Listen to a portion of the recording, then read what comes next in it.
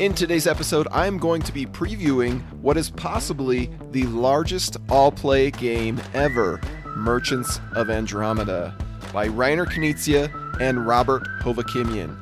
My name is Nick Murray, and you are listening to the Bitewing Games podcast.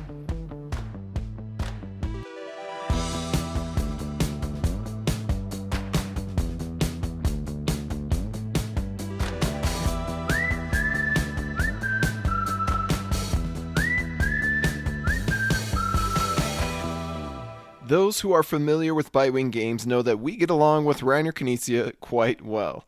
Take one glance at our 2025 release schedule and that's all the information you need. But why is that? Why does Knizia seem to have so many new and updated games releasing each year, not just from us? Is it simply name recognition? Are publishers drawn to the name Knizia like moths to a flame?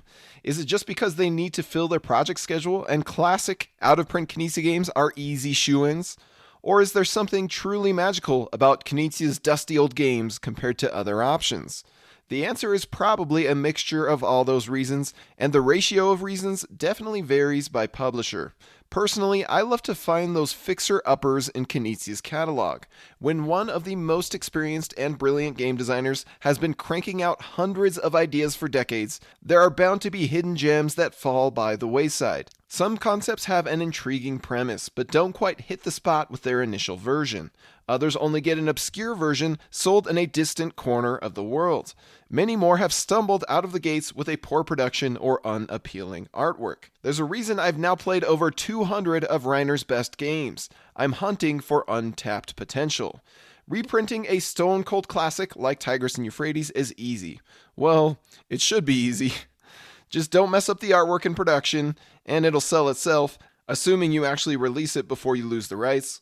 And while I love such games, I'm less enthused about printing a new version of them. I got into publishing because of the creative and adventurous challenge of bringing a game to life and making it a success. Games like Tigris and Euphrates are already a major success. They just need somebody to keep them in print. On the other hand, injecting new life into 2000's Merchants of Amsterdam and making that a success in the modern board game industry?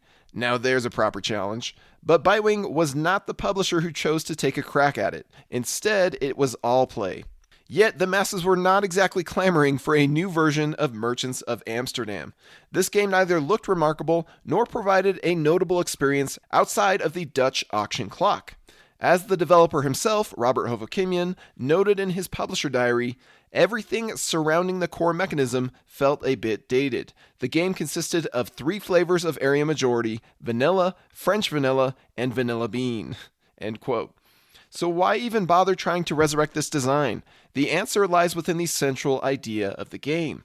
On their turn, the player decides which card to discard, which to keep, and which to put up for a Dutch auction. While there are thousands of auction games in existence, there are very few that utilize a Dutch auction. Out of the 125,600 games in its database, BoardGameGeek only lists 46 games that feature a Dutch auction, and most of those aren't even true Dutch auctions. Here is the definition of Dutch auction provided by BoardGameGeek. Quote, a simultaneous single bid system in which the lot starts at a very high price and then is gradually decreased by the auctioneer or other controlling mechanism until someone agrees to claim the item at its current price, ending the auction. The first bidder to accept the current price is the winner, such that there are no ties. A Dutch auction is sometimes also called a one-bid auction because of this feature that the first bid made is also the only bid in the auction. The purest implementation of this is Merchants of Amsterdam, which features a spring-load mechanism that gradually reduces the price until someone hits it, winning the bid. This category also includes the mechanism where items slide down a track with the cost decreasing as it does so, end quote. Most of the 46 on the list fall into the latter category of a sliding market. These are games like Concordia and Pax Pamir and so on. While this is a perfectly fine system for a card market, the thing that it misses out on is the real-time thrill of a countdown price. This is far and away the highlight of Merchants of Amsterdam for most fans. The rush of deciding when to smack the diminishing clock to secure the lot. It's that temptation to bid early, to secure the juicy reward for yourself, clashing against your willpower to let the price drop down to a more reasonable level. Which kind of pain do you prefer? The regret of spending far too much on a measly action, or the regret of being too stingy with your money and not bidding just $1 earlier so you could claim victory from your rivals? This is the beauty of Merchants of Amsterdam. This is why a crusty old Knizia game that is now 25 years old, and that's 80 years old in board game years, deserves a second chance. The only problem is that Merchants of Amsterdam has not aged well. The physical clock is prone to breaking for many owners of the game. The game still tastes like 3 shades of vanilla, which is only more bland in contrast to the many wild and wacky area majority games and auction games that have been released in the ensuing decades. In order to be a modern success, this design clearly needed a full makeover. Enter Robert Hovakimian. Merchants of Andromeda passed through 3 different development teams over the course of many months before it finally found its sweet spot. It's a fascinating story that I was fortunate enough to hear about during a development discussion with Joe from Allplay and designer Robert Hovakimian. Lucky for you, we did record this conversation if you're interested in the thoughts and processes that go into board game development, especially for this title. Perhaps you've noticed already, but we've started a new series on the Bitewing Games podcast called The Bits with Joe and Nick. Notably, it is video recorded, so if you'd like to see everything, then I recommend you check it out on our Bitewing Games YouTube channel. I'll spare you all the details of this episode here, but suffice to say that Merchants of Andromeda has had an absolute roller coaster of a development journey.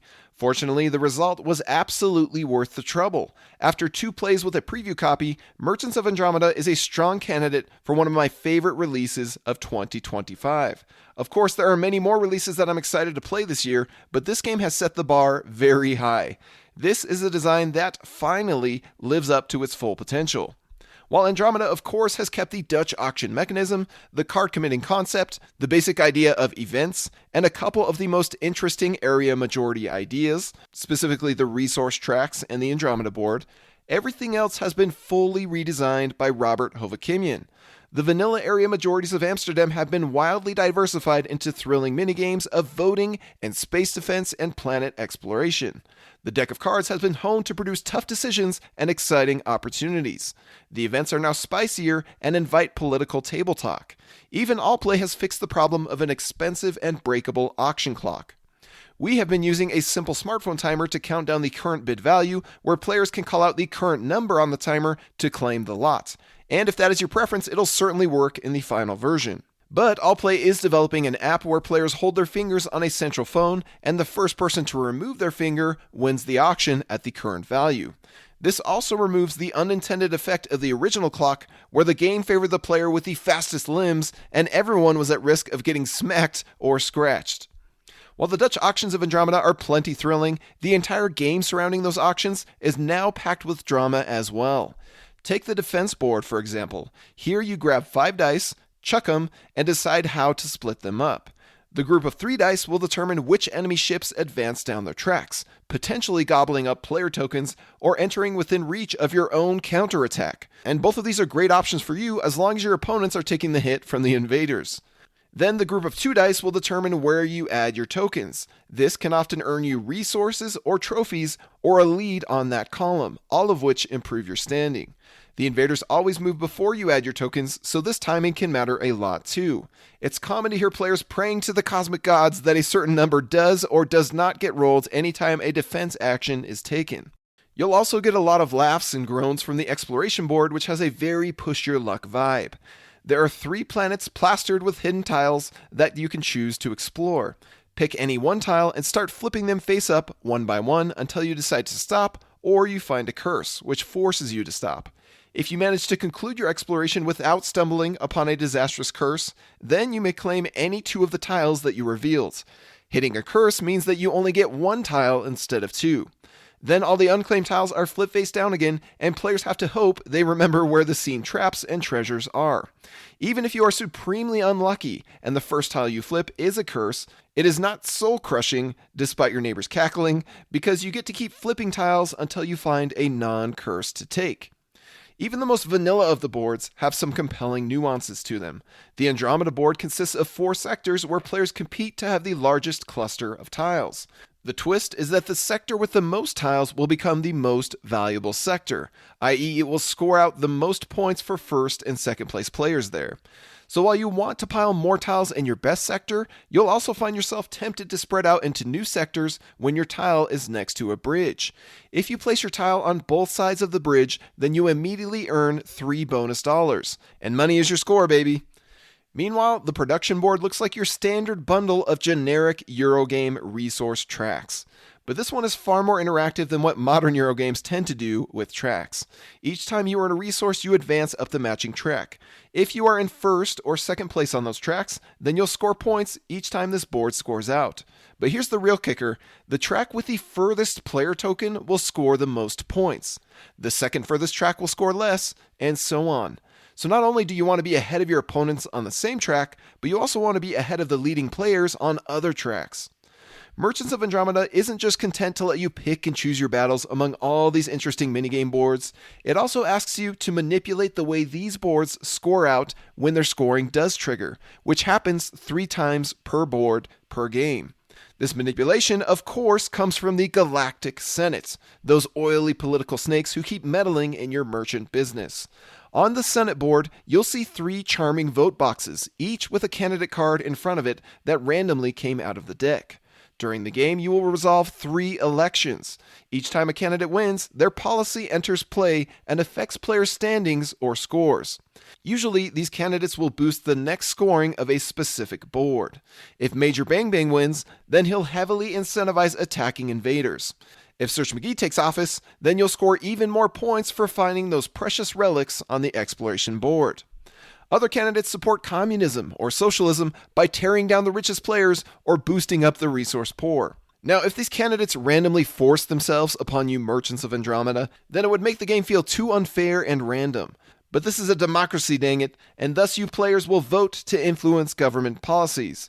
By the time an election has closed, each player will have inserted 3 or more votes into 1 or more of the boxes. Certain action cards grant you bonus votes which can swing the election in your favor. But we haven't even talked about the action cards yet. What a treat these are. On your turn, you'll draw 1 action card at a time and decide where to assign it. Discard, keep, or auction.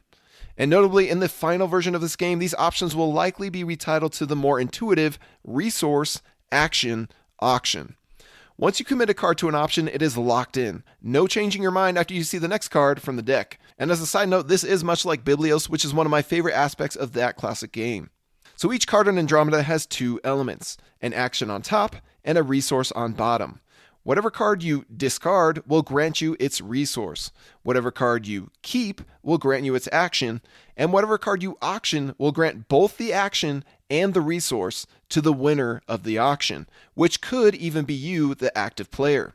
It's always a thrill to take your turn and decide which resource to claim, which action to take, and which card to auction off. While you don't earn the money from the auction, it goes back to the bank, it is vital to not give your opponents the chance at a card that is supremely helpful for them. Even when it's not your turn, you'll be very involved in the regular cadence of auctions and events. As you work your way through the action card deck, you will reveal event cards which move the marker along the event track. These events usually trigger the scoring of a specific board. As I alluded to, each minigame scores out twice during the game and once more at the end. Each of the minigames I described has some kind of area majority underlying it. Even the vote board scores out majority points for the player who best supported the losing candidates. Because the order of the event scoring is visible and unchanging, it is wise to time your actions accordingly. It's obviously much better to get in on space exploration right before it scores versus right after. That kind of timing will influence how high players are willing to bid on an action card, which allows for a nice fluctuation of bid values during the game. But even the event board has variability in the form of hidden special events. These face-down tiles will eventually be revealed as they are reached, and they force players to make tough but interesting decisions. With so much going on across these boards, it's hard to believe that this game comes from Allplay, who is famously known for their simple and compact games. It's a minor miracle that they fit such a big experience into their standard $39 box. Some folks might even worry whether this one is too complex for their group. But I've had the chance to teach this game to 6 different people so far, and after roughly a 10-minute rules teach, they have all caught on right away and loved it.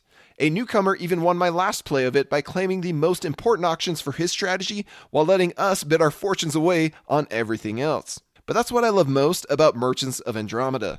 It's a far cry from the exacting calculations of auction games like Modern Art or Medici. You can't math your way to victory. For one thing, you don't always know how good a defense or exploration or election will turn out for you.